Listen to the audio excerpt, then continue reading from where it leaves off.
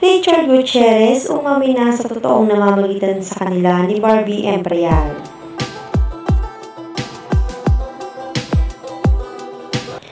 Viral ngayon na naging pag-amin na sa wakas ng usap-usapang relasyon daw nilang Barbie Imperial at Richard Gutierrez.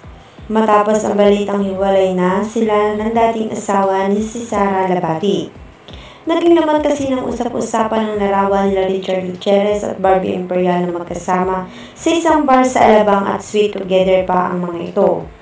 At ngayong araw, matapos ang sunod-sunod na balita tungkol sa kanila, ay tahasan ng inamin ni Richard Gutierrez ang totoong namamagitan sa kanila ni Barbie Imperial. Ikinagulat naman ng lahat ang mga revelasyon ni Richard Gutierrez tungkol sa kanila ni Barbie Imperial. Ayon pa kay Richard, walang dahilan para itago pa ang katotohanan. Dahil sigurado raw siya na matatanong siya ng tungkol dito, lalo na ngayon ay walay na sila ni Sara Labati.